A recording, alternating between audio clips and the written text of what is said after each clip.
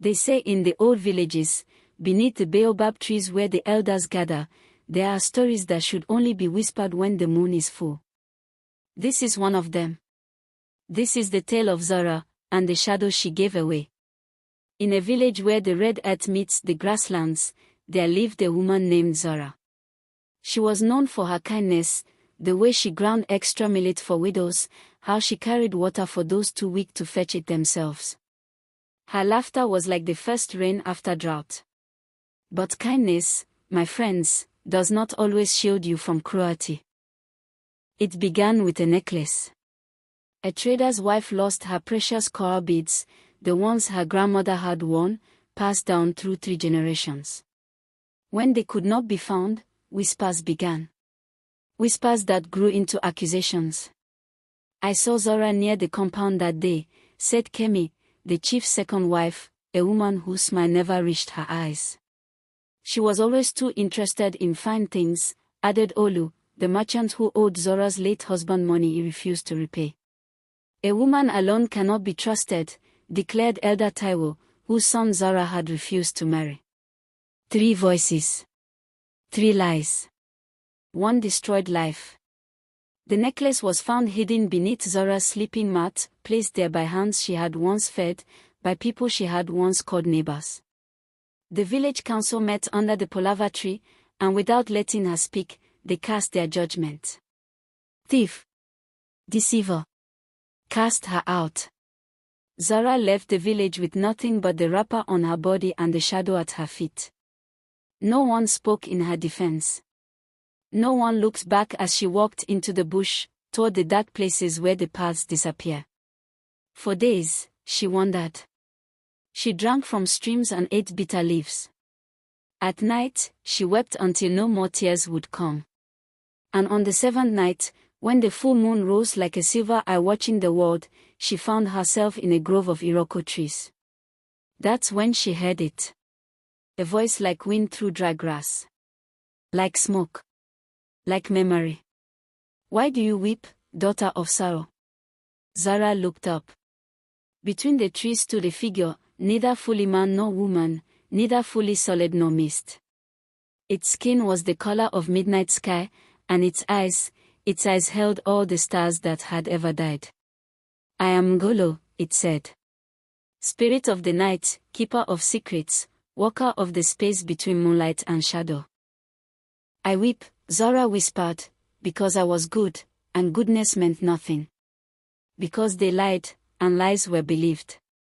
Because I have nothing left, not even my name." Ngolo tilted its head, and the shadows around them seemed to deepen. "You have one thing left," it said, gesturing downward. Zora looked. Her shadow stretched long and dark in the moonlight, the only companion that had not abandoned her. "Lend me your shadow," Ngolo said, "and I will give you something more precious than gold, more lasting than revenge written in blood." "What is that?" "Truth. The kind that cannot be denied. The kind that burns from within. But know this, once your shadow works for me, it will not return until justice is done. You will be shadowless under the sun, and people will know something is different about you. Something has been given away." Zara thought of Kemi's false smile. Of Olu's greedy eyes. Of Elder Taiwo's righteous condemnation. "Take it," she said. "My shadow is yours."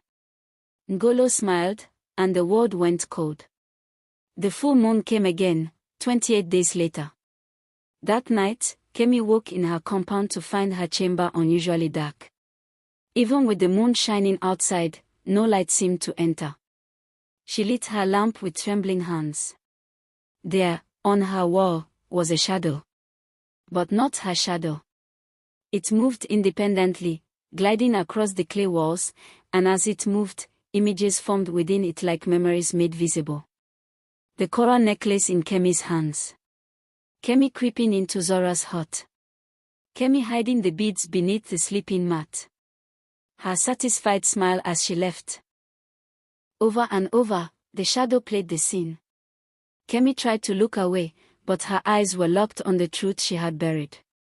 Something broke inside her chest, Not her body, but something deeper. By dawn, she ran into the village square, screaming her confession. I did it. I put the necklace there. Zara was innocent. I lied. I lied. The villagers gathered, shocked, as Kemi collapsed, weeping, unable to stop the words pouring from her mouth. The next full moon, it was Olu's turn. The merchant woke to find his shadow, or what should have been his shadow, showing him a mirror of his own greed. The money he stole. The debts he refused to honor. The lies he told. His own shadow accused him, and he could not escape it. By morning, he stood in the marketplace, confessing everything. The coins he would repay. The names of those he had cheated. Including Zora's husband, long dead, whose widow he had helped destroy. The third full moon came for Elder Taiwo. The respected elder, who spoke so often of honor and tradition, found his shadow revealing a different truth. His son, whom Zora had refused, was known to be cruel. Taiwo had known this. Had seen the bruises on his first wife. Had heard the stories. But pride mattered more than protection, and when Zora said no, rage mattered more than justice. He confessed at the next council meeting, his voice breaking, unable to understand why the words kept coming but powerless to stop them. After the third confession, Zara returned to the village. She walked in daylight, and people gasped. She cast no shadow. Where her form should have darkened the earth, there was only light. She moved like a ghost, like something not quite of this world anymore. The village council called her forward. They had found the true necklace in the trader's wife's compound all along. They offered compensation. They offered apologies. Zara stood before them, shadowless and silent. I want nothing from you, she said quietly. You taught me that kindness is not armor, and that truth sleeps until it is awakened. I have learned my lesson. Have you learned yours? No one answered. That night, the full moon rose again. And there, in the grove of Iroko trees, Ngolo waited with her shadow beside it, like a dark twin, like a memory of who she used to be. Your justice is complete, Ngolo said. Will you take your shadow back? Zara looked at the shadow, then at the spirit. What happens if I don't? You remain as you are. Neither fully of the day nor the night. Walking between worlds. Some will fear you. Some will revere you. But you will never be ordinary again. Zara smiled, a strange, sad smile. I was never ordinary. They just convinced me I was. She turned to her shadow. Stay with Ngolo. Walk when the moon is full.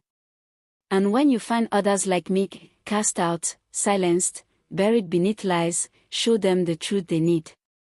Ngolo bowed its head. You are wiser than you were. No, Zara said. Just clearer about what wisdom cost.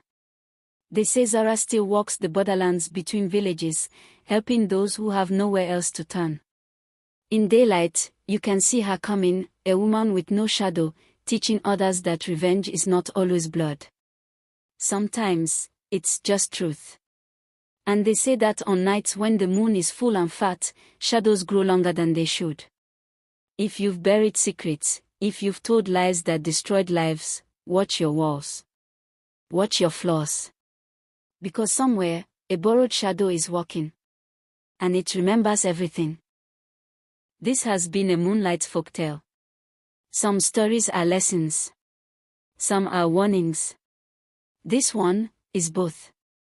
What would you do with a borrowed shadow? Tell us in the comments below.